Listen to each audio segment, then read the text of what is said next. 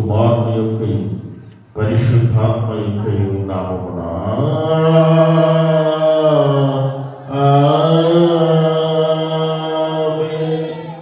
ఓ ప్రభువా, నా పెదవులను తెరువు.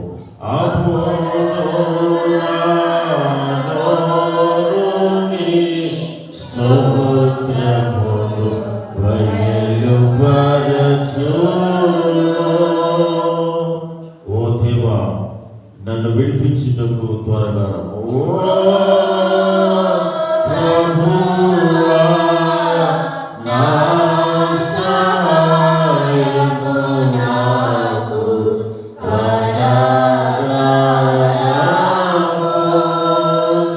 తండ్రికి కుమారునికి నీ పరిశుద్ధాత్మకును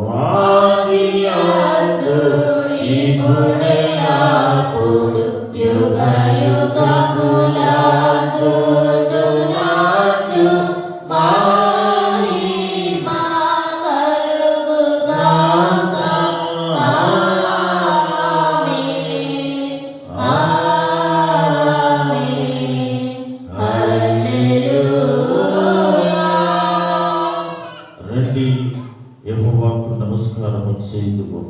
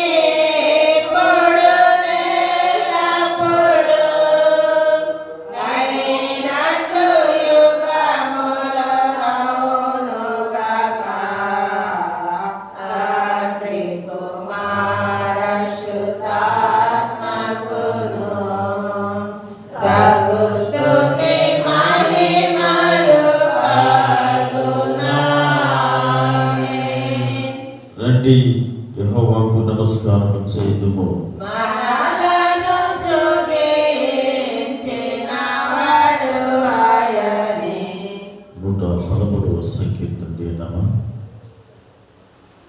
113వ సంకీర్తన ఉత్తర ప్రత్యుత్తరంగా చదువుకుని పని వాక్యాన్ని ప్రవేశిద్దాం. యెహోవాను స్తుతించుడి, యెహోవా సేవకులారా ఆయనను స్తుతించుడి, యెహోవా నామమును స్తుతించుడి.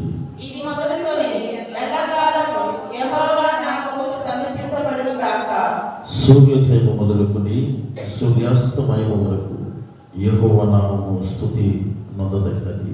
యెహోవా అన్యజనులందరి ఎదుట మహోన్నతుడు.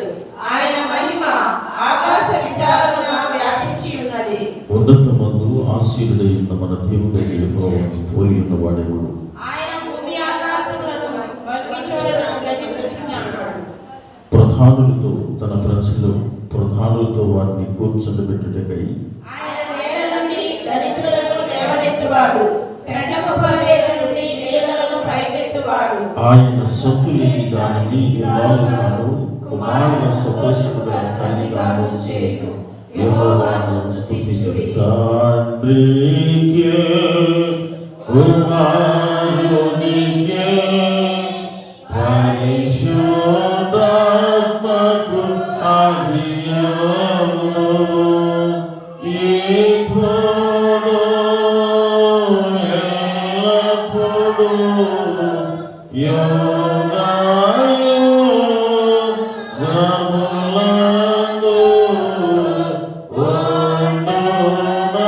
ఉండునట్లు మహిమ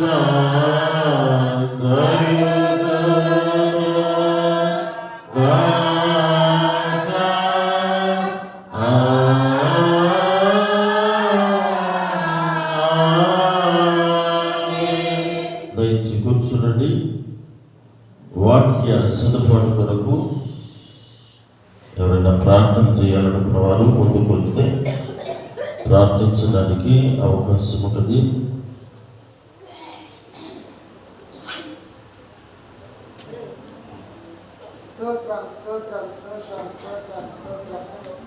పరిశుద్ధుడా మహోన్నతుడా రామారాజా ప్రసన్న పాదములను వందనాలు స్తోత్రములైనా అయ్యా రాత్రంతా కాలమవుతుంది ఉదయకాల సమయంలో సమయాన్ని బట్టి వందనాలు స్తోత్రములైనా సమయం నీది సరిగ్గా నీ సంఘానికి వెళ్ళాలని ఆశీర్వదిస్తాయా.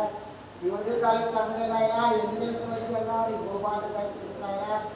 అయ్యా గడిచిన డిసెంబర్ 25 నుంచి డిసెంబర్ 25 వరకు నీ కాపుల నుంచి మమ్మల్ని అందరినీ కూడా సజీవ సంఖ్యలో వచ్చిన వందనాలు స్తోత్రములు తండ్రి. అయ్యా నిన్ను ఆటలను కనపరుస్తున్నాను తండ్రి. దళితుడు నాయన ఆరాధన చేసి ఉన్నాడు ప్రభా. నేను దీవించు ఆశీర్వదించమని అడుగుతున్నాను తండ్రి. అప్పటి చేసిన ఆరాధన కూడా అయినా మేమందరం కూడా ఆయన చెప్పిన మాట ఇని గ్రహించుకునే వారి మొత్తానికి సహాయం దయచేసి తండ్రి. వచ్చిన బిడ్డలందరూ మరోసారి దీవించయ్యా. ఆరాధన ఏర్పడి ఉంటే తండ్రి వాళ్ళ నిద్ర మొత్తం మీద తీసుకుని కాపుదలించి తండ్రి ఆ బిడ్డను కూడా నడిపించమని అడుగుతున్నాను తండ్రి. మా సంఘాన్ని దీవించయ్యా. సంఘ కాపును దీవించయ్యా. సంఘంలో ప్రతి కుటుంబాన్ని 10 బిడ్డలు దీవించయ్యా. అయ్యా ఎస్ అయ్యా నీకు వందనాలు స్తోత్రులు తండ్రి. ఏమి ఇచ్చినా నీ రుణం చేశాయా. మా హృదయాన్ని నీకు అర్పించేవి మేము నమ్ముతున్నాం తండ్రి. అన్ని కూడా నీ ఎడని ఎడబానని వాగ్దానం చేసిన ఎస్ అయ్యా. నా ఎడలా మీరు నమ్మకుండా నేను నీ ఎడలు ఉంటానని చదివించేవు కదా ప్రభా. నీ ఎడల మేము నమ్మకంగా ఉండేవారి తండ్రి మాకు సహాయం దయచేయండి. అయ్యా మాకు తగుమైన జ్ఞానాన్ని ఇస్తాండి. జ్ఞానపహారం నడిచే బయట మాకు దయచేయమని అడుగుతున్నాను తండ్రి. నీ శత్రులు ఏమైనదో మాకు తెలగాలి ప్రభా. మీరు ఒక్కడికే తెలిసిన ఆయన హృదయరాకాన్ని ఎదుర్కొన్నా ఏసయ్యా నీకు వందనాలు తండ్రి. నశించిన దాన్ని ఎదురు రక్షించడానికి మనిషి కుమారుడు లోకానికి వచ్చేవయ్యా. మా పాత్రలు తగ్గించుకొని నువ్వు పసుపుడు పాత్రలు పుట్టి ప్రభా. మేమైతే అయినా మరి బిడ్డలు ఎంతో ఘనంగా కనుక్కుంటున్నాం తండ్రి. నువ్వైతే మరి పసుపుడు పాత్రలు పుట్టి మా కోసంగా దగ్గర తగ్గించుకొని లోకానికి వచ్చింది తండ్రి. అయ్యా అటు దీవెలు మాకు కూడా దయచేసినందుకు స్తోత్రం తండ్రి. అయ్యా నువ్వు పుట్టినప్పుడు ప్రభా సుఖకాలు జ్ఞానులు అనేక మంది సాంబ్రాణి గోడాలు తీసుకొని కలిగి వచ్చిన ప్రభా నేను గుర్తెట్టుకుంటాను ఆయన నీకు వందనాలు స్తోత్రం తండ్రి. అటు భాగ్యాన్ని మాబడి రాత్రి ఉదయకాల సమయంలో ఆయన నువ్వు ఇచ్చేవాళ్ళు తండ్రి. నీ మీద నమ్మకంతో డిసెంబర్ 25వ తారీఖు నాడు ఆయన పండుగ చేసుకున్నారు తండ్రి. మా సంఘాన్ని ఎంత బలపరిచాయి. ఆ దేశంలో ఎంతమందిలో పండుగలు చేసుకున్నారు తండ్రి. అటు బిడ్డలందరినీ దీవించి ఆశీర్వదించమని అడుగుతున్నారు తండ్రి. దేశాన్ని రాష్ట్రాన్ని పరిపాలన చేసేవాడిని కూడా ఆశీర్వదించమని అడుగుతున్నారు తండ్రి. అనేకమైన బిడ్డలు ఆయన మరి సాయంకాలం తగిన ఆరాధనలో కూడా మేమందరం పాల్పొప్పుడు వరకు నేను దళితం దయచేయండి. యవనస్తులైన బిడ్డలు మరి ముఖ్యంగా మార్చిన ఆయన యవన కాలంలో నీ కాడి పట్టు నేను ఎంతో దళితంగా ప్రభా. బిడ్డలందరూ కూడా నీ కాడి పట్టు వచ్చిన సహాయం దయచేయండి. అయ్యా సాయంకాలం తగిన ఆరాధనలో కూడా ఆయన ఏ కలిగి లేకుండా ప్రభా దళితులు చెప్పిన మాటకి లోపడిన ఆయన అందరం కూడా దళితులను ఆచరించి జీవించే వారికి మాకు సహాయం దయచేయమని ఈ చిన్న మనం పాదాలను ఎంత చేస్తామని పరిపాలన దయచేయమని నాలో కొద్దిగా మీరు ఘనంగా చేసుకోమని, తగ్గించుకుంటూ హెచ్చించుకుంటూ ఇప్పుడు జీవితంగా జరిగించమని ఏసుపై నామంతో వదిలాడు వేసుకొని ప్రార్థన చేసిన తండ్రి. ఆమేన్. వందనాలమ్మా. అందరికి వచ్చిన పాట పాడుకుందాం. 39వ పాట అందరికి వచ్చిన పాట.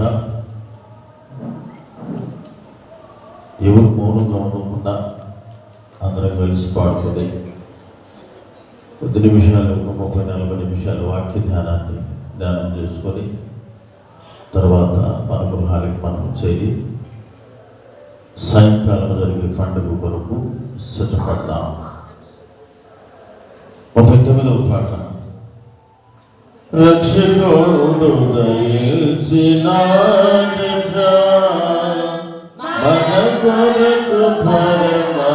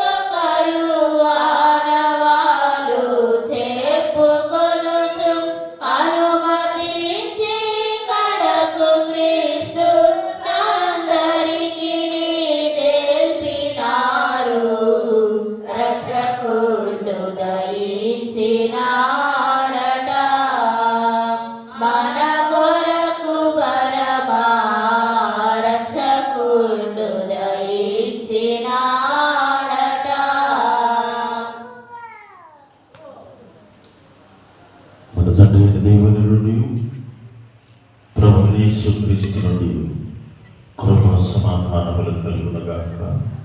ఆమె చేరుకొచ్చిన మీ అందరికి కూడా ప్రభువైన యేసుక్రీస్తు నామములో శుభాలను తెలియపరుస్తూ ఉన్నా. నాకు అప్పుడప్పుడు ఎవరైనా పాస్టర్ గారండి ప్రార్థన ఉంది త్వరగా రండి అన్నప్పుడు నేను ఒక మాట చెప్తా ఉన్నా. అమ్మ 5 నిమిషాలు అండి, 2 చెంబులు దిమ్మరించుకొని బట్టలు వేసుకొని వస్తాను అని ఎవరు ఫోన్ చేసినా ప్రార్థన ఉందని చేసినా నేను వారికి చెప్పే మొట్టమొదటి మాట ఇదే, ఏమని 2 చెంబులు దిమ్మరించుకొని 5 నిమిషాల్లో బట్టలు వేసుకుని వస్తాను అని చెప్తా ఉంటాను. వీళ్ళు రోజు 4:30కి చర్చి నిండిపోయేది ఇలా 5 అయింది. ఎందుకంటే ఇలా ఆలస్యం ఇక రోజు చేసే పూటలు కాదు, అవి పక్కన పడేసారు. ఎందుకంటే పండగ 5 దగ్గరికి వస్తే ఇక ఆటి మొహం చూడడం, ఈ కొత్త గుడ్లు తీసి ఆ మడతలు తీసి దానికి అందించిన కాగితాలు తీసి మగోళ్ళు లాంచి తిట్టి వచ్చేసరికి 5 అయింది.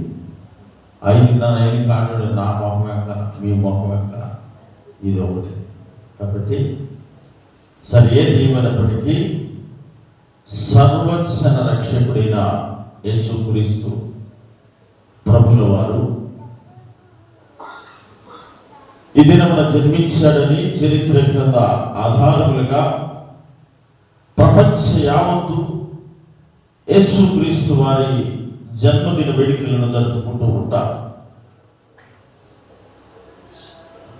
కొన్ని సంఘాల వారు కొన్ని దైవ సేవకులు చెబుతూ ఉంటారు, బైబిల్ గ్రంథంలో లేదు, యేసు ప్రభు వారి పుట్టినరోజును జరపడము ఎక్కడ లిఖించబడలేదు, ఆధారములు లేవు, క్రైస్తవులు దేవుని యేసు ప్రభు వారి పుట్టినరోజును జరపకూడదు అని తెలియపరుస్తూ ఉంటారు. అయితే యేసు ప్రభువారు లోకానికి రక్షకుడిగా వచ్చినటువంటి ఆయన జన్మదినాన్ని జరుపుకోవటానికి వద్దు అని తెలియపరుస్తూ ఉన్నారు. అదే సేవకుడు వారి కుటుంబంలో ఉన్నటువంటి వారి బిడ్డలో లేకపోతే వారి భార్యలో లేకపోతే అతనో జన్మదినము అయితే ఇంటికి వెళ్ళి ఘనముగా జరిగిస్తూ ఉంటాడు. అవునా కదమ్మా? ఇంటికి వెళ్ళిన తర్వాత వారి కుమారుల జన్మదినం వస్తే ఘనముగా జరిగిస్తూ ఉంటారు. లోకానికి రక్షకుడు వచ్చి పాపులందరూ పవిత్రపరచడానికి వచ్చిన యేసు ప్రభువారి జన్మదినం చేయకూడదంటారు. నీ కుమారుడితో నీ కుమార్తెతో మాత్రం చేయొచ్చని చెబుతూ ఉంటారు. అందుకనే మనం అందరము యేసు ప్రభువారి విశ్వాసము, ఆయన రక్షణ మనకు అనుగ్రహించాడు కాబట్టి ఆయన జన్మదిన వేడుకలను సంతోషముతో ఆనందంతో జరుపుకుంటూ ఉంటాం. మీ అందరికి కూడా ప్రత్యేకంగా ఈరోజు క్రిస్మస్ శుభాకాంక్షలను తెలియపరుస్తూ ఉన్నాను. వాక్యధ్యానంలోనికి ఒక చిన్న వాక్యాన్ని జ్ఞాపకం చేసుకుని దానిలో ఉన్న సత్యాన్ని తెలుసుకుందాం. సహోదరి మణిమ గారు ప్రార్థన చేసిన విధముగా లూకా సువార్త 19వ అధ్యాయం 10వ వచనంలో ఒక మాట ఉన్నది కదా, నశించిన దానిని వెదకి రక్షించుటకు మనిషి కుమారుడు ఈ లోకములోనికి వచ్చెను, నశించి పోవచ్చున్న నిన్ను నన్ను వెదకి రక్షించడానికి మనిషి కుమారుడు ఈ లోకానికి వచ్చాడు. వాస్తవమే, అన్ని మత గ్రంథాల్లో రాయబడి ఉన్నది. ఒక పవిత్రుడు ఈ లోకంలో జన్మిస్తాడు, ఒక పరిశుద్ధుడు ఈ లోకంలో జన్మిస్తాడు, ఒక పాపము లేని వ్యక్తి ఈ లోకంలో జన్మిస్తాడు. పాపం అంటే ఏమిటో ఎరగకుండా ఉండేటువంటి వ్యక్తి అతను పాపము లేకుండా ఈ లోకంలో జన్మిస్తాడు అని తెలియపరుస్తూ ఉన్నటువంటి అన్ని మత గ్రంథాల్లో ఇదే మాటను వ్యక్తపరుస్తూ ఉంటారు, తెలియపరుస్తూ ఉంటారు. కానీ నీవు నేను మాత్రము నీ కొరకు నా కొరకు చిందించి రక్తాన్ని కాల్చినటువంటి యేసు ప్రభువాన్ని జ్ఞాపకం చేసుకునడానికి కొన్నిసార్లు వెనకడుగు వేస్తూ ఉంటాం, వెనకకు వస్తూ ఉంటాం. ప్రియ దేవుని బిడ్డలారా, నశించిపోతున్న నిన్ను నన్ను, అపవిత్రంగా ఉన్న నిన్ను నన్ను, చీకటి అంధకారంలో ఉన్న నిన్ను నన్ను, మలినమైన జీవితం జీవిస్తున్న నిన్ను నన్ను, అపవిత్రమైన కార్యములు చేస్తున్న నిన్ను నన్ను, నశించిపోయి చివరికి వెళ్ళి నరకంలో పడవేయబడే మనల్ని రక్షించడానికి యేసు ప్రభువు ఈ లోకానికి వచ్చాడు. అందుకని యోహాను సువార్త 3:16 కూడా ఉంటది కదా, అతని అద్వితీయ కుమారుణ్ణి ఈ లోకానికి పంపించాడు అని ఉంటది. సాక్షాత్తు దేవుడే తన కుమారుణ్ణి మానవ శరీర రూపంలో ఈ భూలోకానికి పంపించాడు. మనందరి పాప విమోచనార్థము ఈ లోకానికి పంపించాడు. అయితే ఒక 3 విషయాలు, రక్షకుడు, సర్వలోక రక్షకుడు, జగత్ రక్షకుడు అని మనం అంటున్నాం కదా. ఎందుకు, ఎలా ఆయన రక్షకుడయ్యాడు, దేని నిమిత్తం ఆయన రక్షకుడు అనేటువంటి ఒక 3 విషయాలు బైబిల్ గ్రంథంలో నుండి స్పష్టంగా లేఖనముల ద్వారా మీకు తెలియపరిచి ఈ సందేశాన్ని ముగించాలని నేను ఆశపడుతూ ఉన్నాను. ఈ ప్రపంచంలో అనేక మంది దేవుళ్ళు చనిపోయారు, అనేక మంది పెద్ద పెద్ద నాయకులు చనిపోయారు, అనేక మంది మంత్రగాళ్ళు చనిపోయారు, అనేక మంది పాపాలు అని చెప్పుకునేవారు పెద్ద పెద్దవారు చనిపోయారు. కానీ ఏ ఒక్క దైవము లేదా ఏ ఒక్క దేవుడు, ఏ ఒక్క పెద్ద మత గురువు కూడా తిరిగి మరలా లేచిన దాఖలాలు లేనే లేవు ఈ ప్రపంచంలో. ఆ దాఖలాలు కలిగినటువంటి వ్యక్తి, ఏకైక వ్యక్తి నీవు నేను ఆరాధించేటువంటి యేసు ప్రభువానికి మాత్రమే ఉన్నది. ఆయనే ఈ లోక రక్షకుడు. మొట్టమొదటి విషయాన్ని, లోక రక్షకుడు అన్న విషయాన్ని జ్ఞాపకం చేసుకుందాం.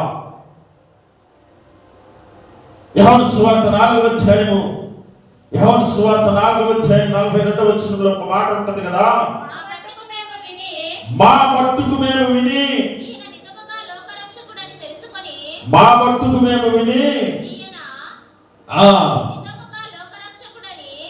నిజముగా లోకరక్షకుడని తెలుసుకొని నమ్ముచున్నామనేది చాలు. మా మట్టుకు మేము ఈయన గురించి విన్నామయ్యా, నిజముగానే ఈయన లోకరక్షకుడు, సర్వలోకాన్ని రక్షించే దేవుడు అనేటువంటి మాట మనకి ఇక్కడ కనబడుతున్నది.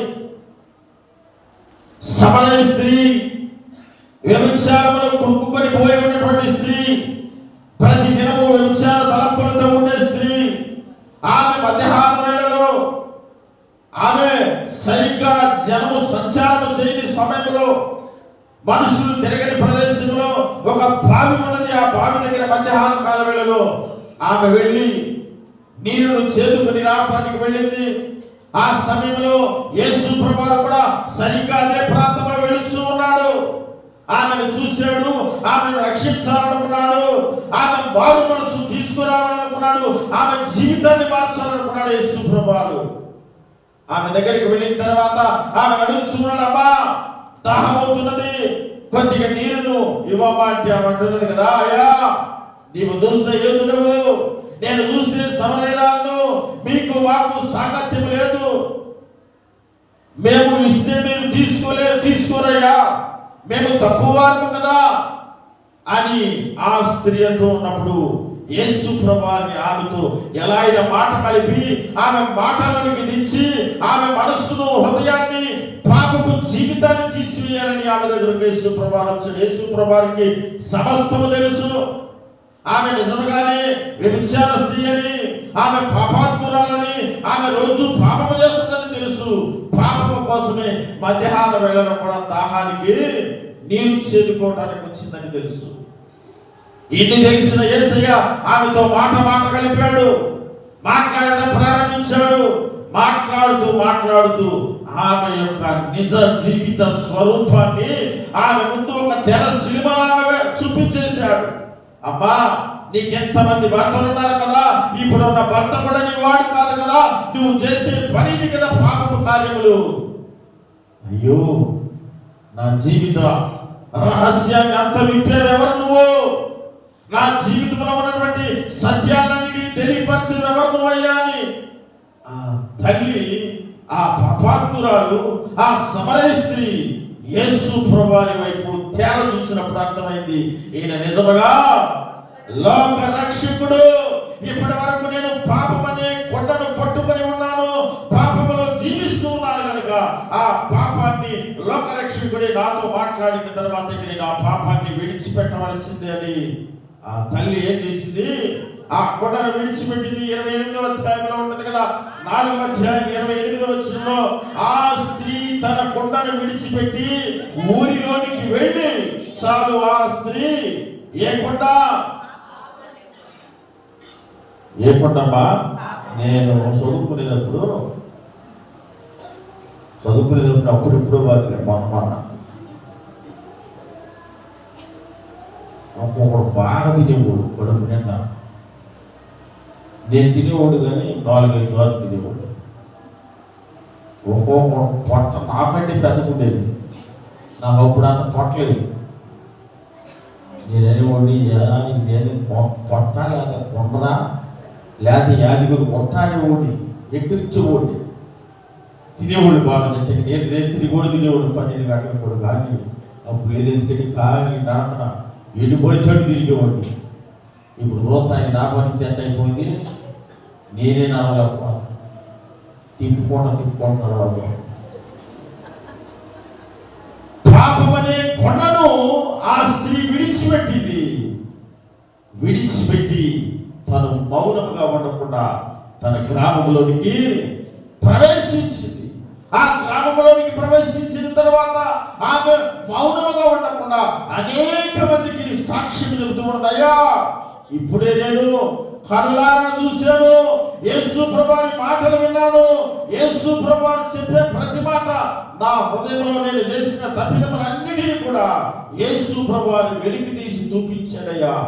నేను తెలుసుకున్నాను, నిజముగా ఈయన లోక రక్షకుడయ్యా. ఆయన నమ్మటం బట్టి మన జీవితము బాగుపడింది, ఆయన అనుసరించడం బట్టి మనము పరలోక రాజ్యంలో చేర్చబడతామని ఆ పాపాత్మురాలైన స్త్రీ, ఆ సమరయ స్త్రీ ఆ గ్రామంలో ఉన్న ప్రతి కుటుంబానికి ఇంటింటికి వెళ్ళి స్వార్థను ప్రకటించి వారందరినీ రక్షణలోనికి నడిపించింది. యోహాను సువార్త 1వ అధ్యాయం 29వ వచనంలో కూడా ఒక మాట ఉంటుంది కదా, బాప్తిస్మం ఇచ్చి యోహాను తెలియపరుస్తున్నాడు యేసు ప్రభువారి గురించి. మరునాడు యోహాను యేసు తన ఎద్దకు రాగా చూచి, ఇదిగో లోక పాపములను మోసుకొని పోవు దేవుని గొర్రె పిల్ల, ఈ లోకంలో ఉన్న పాపములన్నిటినీ మోసుకొని పోయేటువంటి దేవుని గొర్రె పిల్ల, దేవుడే ఈ లోకానికి పంపించినటువంటి ఒక గొర్రె పిల్ల ఇతనని లోక రక్షకుడిని గుర్తించాడు ఆ వ్యక్తి. ఎవరో బాప్తిస్మం ఇచ్చే యోహాను. అయ్యా నాకంటే వెనక వచ్చువాడు, నేను అతని చెప్పులను మోయటానికి కూడా అర్హుడను కాడు, అతను మహా గొప్పవాడయ్యా. ఆయన ఈ లోకంలో ఉన్న ప్రతి పాపములను మోసేవాడు, పాపముల కొరకు బలియాగమైపోయేవాడయ్యా. ఎంతటి గొప్ప మాట. అందుకనే సర్వలోక రక్షకుడంటే యేసు ప్రభువారే. అందుకనే ఈ పండుగను, క్రిస్మస్ పండుగను మనము చక్కగా ఆచరించాలి. ఆ స్త్రీ లోక రక్షకుడిని చూశాడయ్యా, నా పాపాన్ని, నా వ్యభిచారాన్ని ఈ కుండతో నేను విడిచిపెట్టాను, ఈ కుండ ఉండటం బట్టి నేను వ్యభిచారానికి అనుకూలంగా ఈ కొండను సాధనముగా వాడుకొని నేను ఉపయోగిస్తూ ఉన్నానయ్యా. ఈ పాపమని కుండను నేను విడిచిపెట్టాను. ఇక్కడ నుండి వ్యభిచార తలంపులు, వ్యభిచార ఆలోచనలు నా జీవితంలో రానివ్వకుండా దేవునికి సాక్షిగా నేను జీవిస్తానయ్యా. ఆయనకు మాదిరికరంగా నేను జీవిస్తానయ్యా. ఆయనకు అనుకూలమైన జీవితం నేను జీవిస్తానయ్యా. నా ఒంటిలో ఊపిరినంత వరకు ఆయనకు సాక్షిగా నేను జీవిస్తానని తీర్మానం చేసుకున్నది. ఆ గ్రామాన్నంతా ఏం చేసిందమ్మా? మనం ఒటికి గ్రామాన్ని మార్చమంటే గ్రామానికి మొత్తం మనము శత్రువులు అయిపోతాము. ఆమె తో పెట్టుకుంటేనంట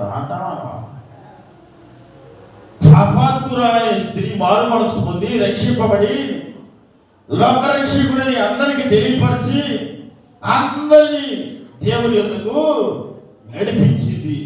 బాప్తిస్మం ఇచ్చి యోహాను కూడా తెలియపరిచాడు, లోక పాపములను మోసే గొర్రె పిల్ల వస్తూ ఉన్నదని. మొదటి యోహాను పత్రికలో కూడా ఒక మాటను జ్ఞాపకం చేసుకుందాం. మొదటి యోహాను పత్రిక 4వ అధ్యాయం 14వ వచనంలో, మరియు తండ్రి తన కుమారుని లోక రక్షకుడిగా ఉండుటకు తండ్రి తన కుమారుని దేని కొరకు పంపాడు? లోక రక్షకుడిగా ఉండటానికి పంపించాడు. లోక రక్షకుడు, లోకాన్ని రక్షించేవాడు.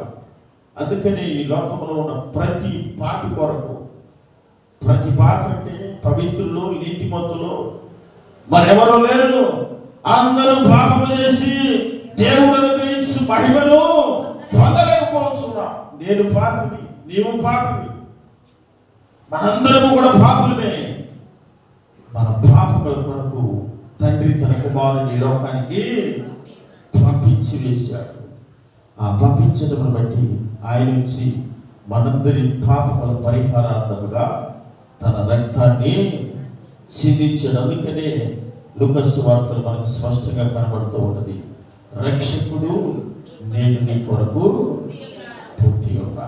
పాడుకున్న పాట కూడా, రక్షకుడు ఉదయించాడు నా కోసము నీ కోసం అనే పాటను పాడుకున్నాం. రెండవ మాటను కూడా జ్ఞాపకం చేసుకుందాం. తిమోతికి రాసిన మొదటి పత్రిక, మొదటి అధ్యాయం 15వ వచనం చదవడమా. పాపులను రక్షించుటకు యేసుక్రీస్తు లోకమునకు వచ్చినని వాక్యము నమ్మదగినది, పూర్ణాంగీకారమును యోగ్యమైనది ఉన్నది. అట్టి వారిలో నేను ప్రధానులను. ఈయన ఎవరంట? ఇందాక వచ్చిన ఆయన ఎవరు? లోక రక్షకుడు. ఇప్పుడు ఏ రక్షకుడినా? అందుకని జగద్ రక్షకుడు అంటే సర్వానికి రక్షకుడు. ఇందాక లోక రక్షకుడిని లేఖనములు చూసాం, ఇప్పుడు పాపుల రక్షకుడు స్పష్టంగా తెలియపరిచాడు యేసు ప్రభువారు. అయ్యా, ఈ లోకంలో ఉన్న నీతిమంతుల కొరకు నేను రాలేదు, కానీ పాపములో ఉన్న పాపుల కొరకు మాత్రమే, వారి కొరకు మాత్రమే నేను వచ్చానయ్యా. 99 మంది స్వనీతిమంతులమని చెప్పుకునే వారి కంటే ఒక పాపి పరలోక రాజ్యం, మారు మనసు పొందడము, పరలోక రాజ్యంలో సంతోషపడతామయ్యా. మేము ఆ పాపిని నేనేనయ్యా, పాపులలో ప్రధాన పాపిని నేనేనయ్యా అని నీవు ఒప్పుకోగలుగుతావా? నా కొరకు నీవు వచ్చేవయ్యా ఈ లోకానికి. నేను చేయరాని పాపములు చేసిన వాడినయ్యా, మోయలేని పాపములు చేసిన వాడినయ్యా, భరించలేని పాపములు చేసిన వాడినయ్యా. ఆ పాపములు క్షమించడానికి వచ్చిన గొప్ప దేవుడు ప్రభు అని నీవెప్పుడైతే ఒప్పుకోగలుగుతావో అప్పుడు తప్పకుండా దేవుడు నీ పాపములను తీసివేసి నిన్ను స్వస్థపరిచేటువంటి దేవుడిగా కనబడుతూ ఉన్నాడు. మత్తయి సువార్తలో ఒక మాటను జ్ఞాపకం చేస్తున్నాం. మత్తయి సువార్త 9వ అధ్యాయం 13వ వచనంలో, అయితే నేను పాపులను పిలవచ్చింది కానీ నీతిమంతులను పిలవరాలేదు, కనుక కార్యక్రమనే కోరుచున్నాను కానీ బలిని కోరను అని అను వాక్య భావం ఏమిటో మీరు వెళ్ళి నేర్చుకుని చెప్పాను. యేసు ప్రభువు స్వయంగా అంటున్నాడు, నేను పాపులను పిలవచ్చింది కానీ నీతిమంతులను పిలవరాలేదయ్యా. పాపి కోసము రోగముతో ఉన్న వాడికి ఏం కావాలి? ఇడ్లీ కావాలి. మీకు ఎడకొచ్చినా ఆలోచన పోవాలి. బాబు మిమ్మల్ని అడగ నా బుద్ధి ఏం కావాలా బట్టి నీళ్ళు కావాలా, పొద్దుని నేను యాడ తెచ్చిపెట్టేది. అనారోగ్యంతో ఉన్న వారికి హాస్పిటల్ వైద్యుడు కావాలి, ఆరోగ్యంగా ఉన్నవాడికి వైద్యుడు అవసరం లేదు. దేవుడు కూడా తెలియపరుస్తున్నాడు, పాపంతో ఉన్నావు కాబట్టి నీ పాపాన్ని క్షమించడానికి పాపుల రక్షకుడైన నేను నీకు అవసరమై ఉన్నాను. అందుకనే ఇద్దరు వ్యక్తులు ప్రార్థన చేశాడు. దేవాలయం దగ్గరకు వచ్చి ఒక వ్యక్తి లోపలికి వచ్చాడయ్యా, నన్ను అలాంటి వాడిగా పుట్టించలేదు కదా, దరిద్రుడిగా పుట్టించలేదు, లోపిష్టి వాడిగా పుట్టించలేదు, అలా పుట్టించినందుకు నీ సన్నిధానంలో ప్రార్థిస్తూ ఉన్నానయ్యా. నేను ప్రతిరోజు నీకు సన్నిధానంలో కానుక వేస్తూ ఉన్నానయ్యా. నీకు ఇవ్వవలసిన ధనమును ఇస్తూ ఉన్నానయ్యా. నీకు ఇవ్వవలసిన సంవత్సరాన్ని ఇస్తున్నాను కదా, నీ సన్నిధి కూడా నేను ఇస్తున్నాను కదయ్యా, నన్ను కరుణించు కాపాడని అతను గర్వముతో అహముతో ప్రార్థన చేస్తూ ఉన్నాడు. మరొక వ్యక్తి బయట, దేవాలయం బయట సుక్కరి ప్రార్థన చేస్తున్నాడు. తగ్గింపు ప్రార్థన. పాపిని కదా నేను, దేవాలయంలోనికి వెళ్ళకూడదు కదా, దేవుని ఎదుట నేను నిలబడలేను కదా, అయ్యా నేను నీ పట్టు చూసే అర్హత కూడా నాకు లేదయ్యా, నీ సన్నిధానంలో కాలు పెట్టే అర్హత కూడా నాకు లేదయ్యా, ఎందుకంటే అంత ఘోరమైన పాపములు చేసిన వాడినయ్యా. అందుకని బయటండి ఆకాశము తట్టు నా రెండు చేతులు ఎత్తి రొమ్ములు బాదుకుంటూ నేను ప్రార్థిస్తూ ఉన్నానయ్యా. పాపిని దేవా, పాపిని ప్రభా, ఏనాడైనా ప్రార్థించవా? నీ పాపము నిమిత్తము, నీ కుటుంబ పాపముల నిమిత్తము, నీ బిడ్డల పాపముల నిమిత్తము ఏ దినమునైనా దేవుని సన్నిధానంలో తగ్గింపు ప్రార్థన నువ్వు చేసావా? దేవుడు ఎవరి ప్రార్థన ఆలకించాడు? పాపి అయినటువంటి ప్రార్థనను ఆలకించాడు. బయట తగ్గించుకుని ప్రార్థించినటువంటి వ్యక్తి ప్రార్థన ఆలకించాడు. అందుకని నేటికి కూడా ఆ సుక్కరి ప్రార్థనను మనము జ్ఞాపకం చేసుకుంటూ కొంతమంది సహోదరులు ప్రార్థన, అయ్యా సుక్కర ప్రార్థన నాకు నేర్పిదేవా. ఏ ప్రార్థన?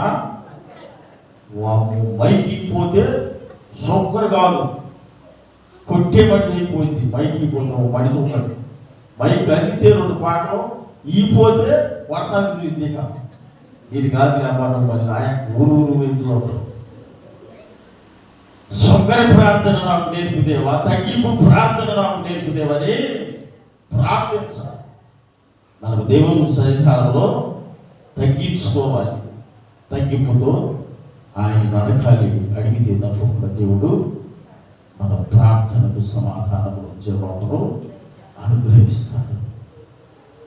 ఒక యవనస్తుడు కూడా దేవుని దగ్గరికి వచ్చాడు. ఆయన అడుగుతూ ఉన్నాడు, యవన బిడ్డ, యేసుప్రభువయ్యా, నీ రాజ్యాన్ని సంపాదించుకోవాలంటే, నీ రాజ్యంలో స్థానం సంపాదించుకోవాలంటే నేను ఏమి చేయాలయ్యా?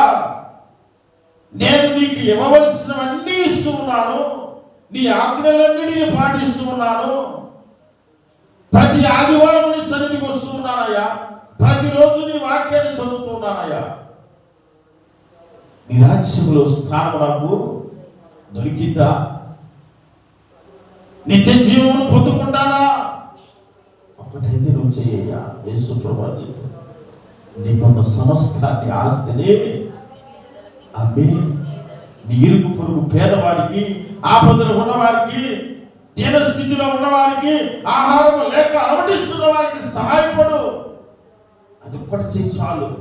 ఇన్ని చేసావు కానీ తగ్గింపు, నీలో ఉన్న దీనత్వము, ఒకసారి ఎదుటి వారికి సహాయపడే విధానాన్ని చేసి చూసు. అప్పుడు నీకు సంతోషం కలిగింది. ఎదుటి వారికి సహాయం చేస్తే ఏం కలిగింది? సంతోషం కలిగింది. నేను ఒక సరిగ్గా 6 నెలల క్రితం నా స్నేహితుడే మంచి వ్యాపారం చేసాడు. ఇద్దరు కలిసింది కోట్ల రూపాయల డబ్బులు కూడా తీసుకొచ్చే రోజులు ఉన్నాయి. వడ్డీ వ్యాపారం చేసేవాడు, మొక్కజొన్న వ్యాపారం చేసేవాడు. ఈ రోజులు వస్తే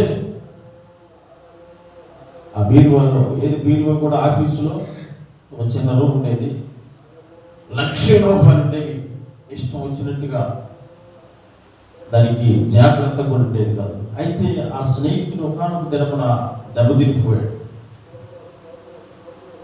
అనారోగ్యం వచ్చింది. దేవుని కృపను బట్టి ఏదో ఒక విధంగా బాగుపడ్డాడు. దేవుడు తనకిచ్చిన జ్ఞానాన్ని బట్టి ఒక చిన్న వ్యాపారాన్ని ప్రారంభించి మళ్ళా యథాస్థితిగా ఆ వ్యాపారాన్ని విడిచిపెట్టేది, ఈ ధాన్యము వ్యాపారాన్ని విడిచిపెట్టి మొదలుపెట్టాడు. షాపు బాగానే జరుగుతూ ఉన్నది. తన కుమారుడు కూడా, మేమిద్దరం కలిసినప్పుడు ఎంత పిల్లవాడు, వాడు పెద్దవాడి చక్కగా ఇప్పుడు వారిని పంపించాడు, అప్పు చేసి పంపించాడు.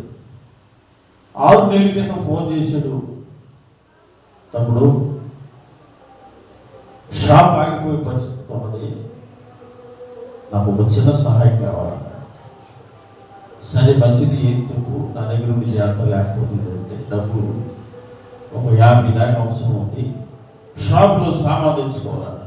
డబ్బులైతే లేదు, వస్తువు ఇవ్వండి. ఎంత సమయానికి నా భార్యకి తెలియకుండా ఇంటిలో అనుమానం రాకుండా తీసుకొచ్చి అప్పుడు 10 రోజుల వరకైతే నేను ఇంట్లో కవర్ చేసుకోగలుగుతాను.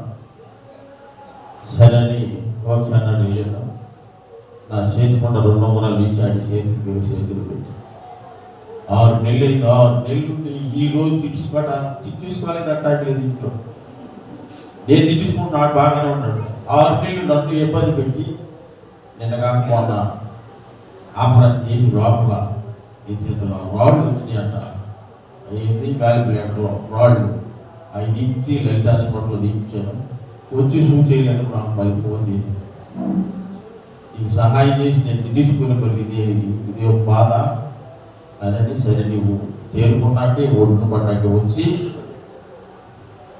అప్పుడు ఇద్దులే, నేను ఇంట్లో నిజం చెప్పాను, మా ఓడికి ఇచ్చానని అనేది తెలియపరిచాను. సహాయం చేయటంలో ఒక సంతోషం ఉంటుంది, సహాయం చేయటంలో ఒక ఆనందం ఉంటుంది. అందుకనే దేవుడు అంటున్నాడు, నీకున్న దాంట్లో నీకు 2 చొక్కాలు ఉంటే ఒక చొక్కాను లేని వాడికి ఇవ్వు. దేవుడే స్వయంగా చెప్పాడు, ఆ ధనవంతుడు యవనస్తుడికి చెప్పాడు, నీవు సహాయం చేయి, ఇంటికి వెళ్ళి అప్పుడు వచ్చి నాతో మాట్లాడంటే అతను సహాయం కాదు కదా, తన ధనంలో 1 రూపాయిని కూడా పేదవారికి కేటాయించక తను దేవునిని, నిత్య రాజ్యాన్ని వదులుకొని వెళ్ళిపోయాడు, నరకంలోనికి పడవేయబడ్డాడు. అందుకనే నిన్ను నన్ను ఆ నరకం నుండి తప్పించడానికి, పాపులమైన మన మనస్సులను మార్చడానికి ఈ లోకంలోనికి ఆయన వచ్చినటువంటి గొప్ప మహనీయుడు, గొప్ప మార్గదర్శిగా మనం చూస్తున్నాం. అందుకనే ఒక మాటను జ్ఞాపకం చేసుకుందాం. రోమీయులకు రాసిన పత్రిక 5వ అధ్యాయము, రోమీయులకు రాసిన పత్రిక 5వ అధ్యాయము 6వ వచనం నుండి, ఏలయనగా మనం ఇంకా బలహీనమై ఉండగా క్రీస్తు యుక్త కాలమున భక్తిహీనుల కొరకు చనిపోయిన 10వ వచనం చదువుమా. ఏలయనగా శత్రువులమై ఉండగా ఆయన కుమారుని మరణము ద్వారా మనము దేవునితో సమాధానపరచబడిన ఎడల సమాధానపరచబడిన వారమై ఆయన జీవించుట చేత మరి నిశ్చయముగా మనం ఎవరికి శత్రువులుగా ఉన్నాం అమ్మా? ఎవరికి శత్రువులుగా ఉన్నాం?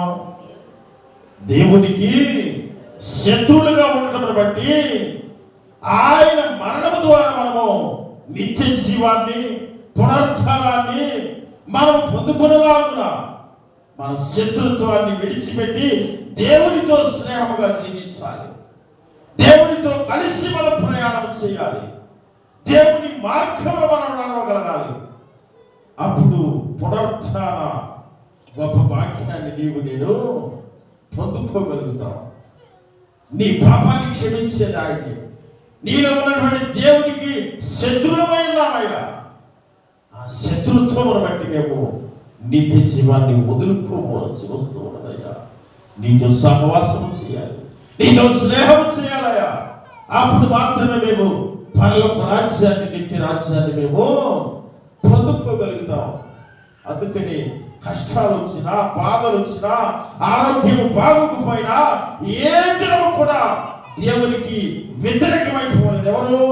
పేదవాడైనా లాజరు, దరిద్రుడైన లాజరు ఏ దినమున నాకు ఆహారం సమయానికి ఇవ్వలేదు, దేవా నిన్ను స్తుతించడం ఆరాధించాలని తెలియపరచలా. అనుదినము దేవునిని స్తుతిస్తూ ఆరాధిస్తూ వచ్చాడు. చివరికి దేవుడు తన దగ్గర ఉన్నటువంటి దేవదూతలను భూమి మీదకి పంపించి భూమి మీద చనిపోయి పడి ఉన్నటువంటి ఆ పేద లాజరును క్షేమముగా పరలోక రాజ్యంలోనికి తీసుకుని వెళ్ళి అబ్రహాము రొమ్మున ఆడుకుని కూర్చునే విధముగా నిలబెట్టాడు. అప్పుడు జ్ఞాపకం వచ్చాడు ధనవంతుడికి. అప్పుడు జ్ఞాపకం వచ్చాడు పేదవాడు, అయ్యా రోజు అతనికి ఆహారము ఇవ్వకపోతూ ఉన్నావు కదా, నీ కళ్ళెదురుగానే నుంచుని ఉంటాడు కదా, నీ ఇంటి బయట వాకిటి బయట ఉంటాడు కదా. అతని స్థితి ఇప్పుడు చూడు. దేవుడిని విడిచిపెట్టకుండా, దేవుడిని మర్చిపోకుండా ఉన్నాడు. పరలోక రాజ్యంలో ఉన్నాడు. నిత్యము దేవుడిని లెక్క చేయకుండా ధనమును చూసుకుని మంచి మంచి వస్త్రములు వేసుకుని ఇష్టానుసారంగా తిరిగాడు. చివరికి ఎక్కడున్నాడు? నరకంలో అంగలారుస్తున్నాడు. అయ్యా అదే లాజరు, అదే నా ఇంటి ఎదురా ఆహారం కోసం ఎదురు చూసిన లాజరు చిటికిన వెళుతూ ఒక పొట్టు దాహము తీర్చడానికి పిడసగట్టుకుపోతుందయ్యా, తట్టుకోలేకపోతున్నాను, అల్లాడిపోతున్నాను. పాపుల రక్షకుడు పదే పదే నీకు తెలియపరుస్తూ ఉన్నాడు. ఈ లోకంలో ఉన్నప్పుడు యేసు ప్రభువు పాపుల రక్షకుడు నీ కోసం నా కోసం పదే పదే తెలియపరుస్తూ ఉన్నాడు. పాపమును విడిచిపెట్టండి, పరలోక రాజ్యంలోనికి పరిశుద్ధునిగా జీవించండి, దేవుని మార్గములో నడవండి. ఇప్పటి వరకు పాపం చేసేనేమో, ఆ పాపాన్ని విడిచిపెట్టు.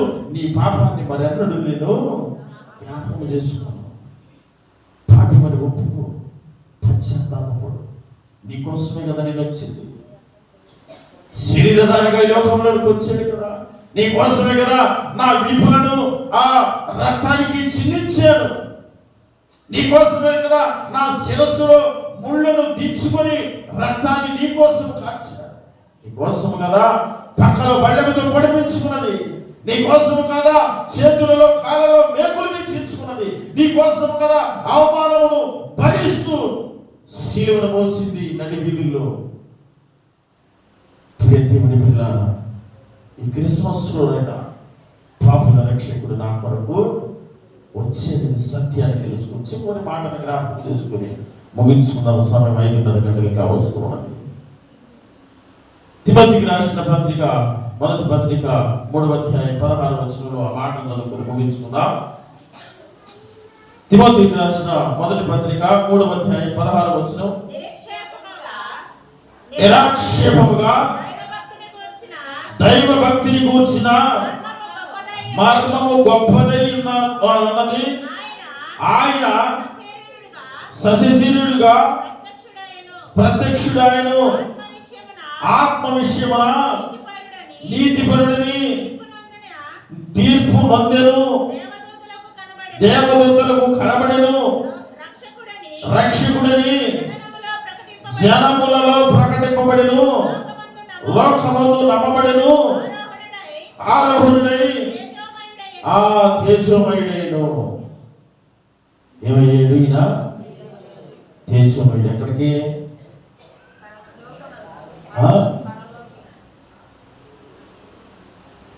తేజోమయుడు ఎక్కడికమ్మా?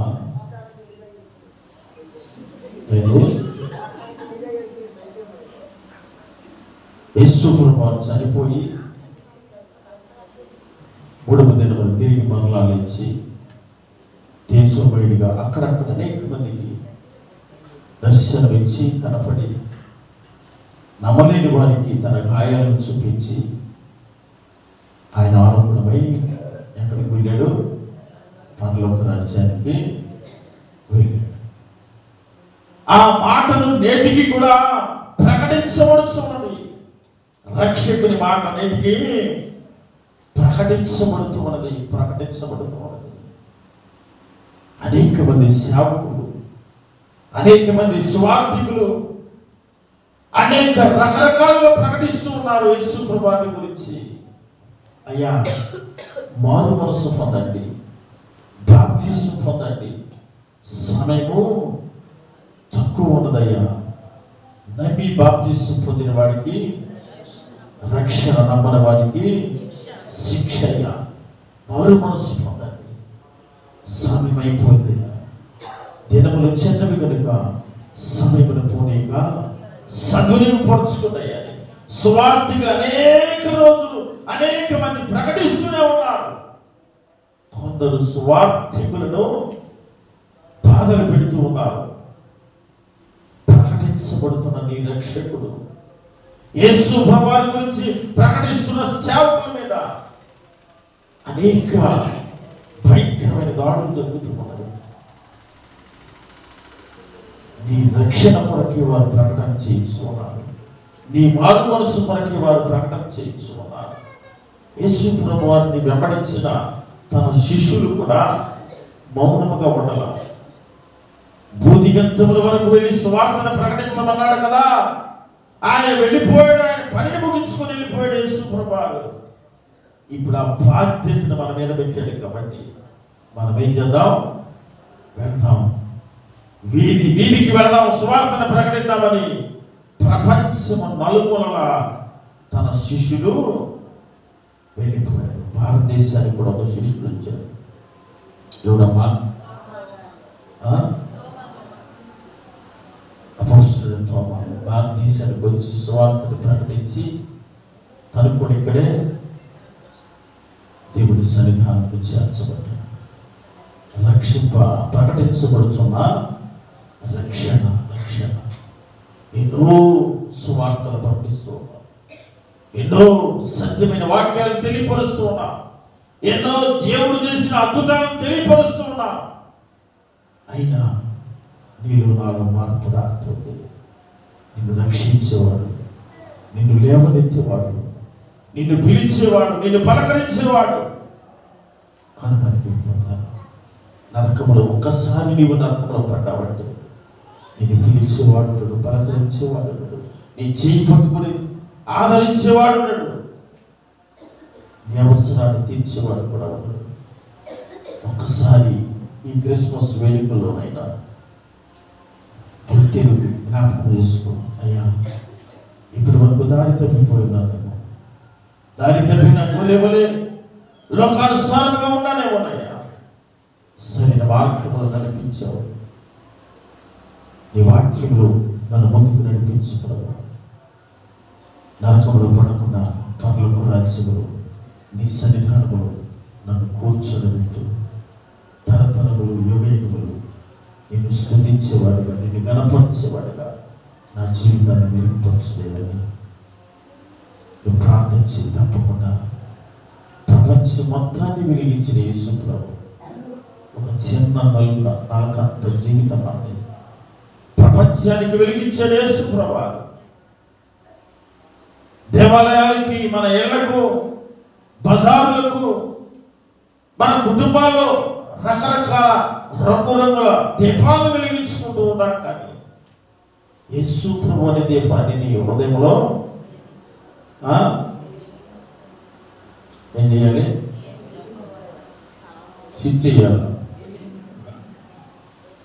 యేసు ప్రభు వారి వెలుగును మన హృదయంలోకి ఆహ్వానించుకుంటే మన జీవితం కూడా ప్రకాశవంతముగా మార్చబడింది. ఈ క్రిస్మస్ సంతోషముతో ఆనందంతో మీరందరూ జరుపుకోవాలని, అలాంటి పరిశుద్ధాత్మ సహవాసం మీ అందరికీ తోడు ఉండాలి ఆ దేవుని మనసారా ప్రార్థిస్తూ ఈ సమయాన్ని ముగిస్తూ ఉన్నాను. చివరిగా తల వంచని చిన్న ప్రార్థన చేస్తున్నాను. తదుపరి కార్యక్రమానికి వెళ్దాం. పరిశుద్ధుడా, ప్రేమ తండ్రి, నశించిన దాన్ని వెనుక రక్షించడానికి మనుష్య కుమారుడి లోకానికి వచ్చిన తెలియపరిచే ప్రభావం. అంధకారంలో ఉన్న మేము, నశించిపోతున్నవి, మమ్మల్ని కూడా రక్షించు. మా జీవితాలను వెలికి తీరు, చీకటిలో ఉన్న మమ్మల్ని వెలుగుకు నడిపించుదని నీకు సాక్షులుగా జీవించడానికి తగిన సహాయం అనుగ్రహించమని మా ప్రభువైన యేసుక్రీస్తు నామమున వేడుకొనుచున్నాము తండ్రి. ఈ దినము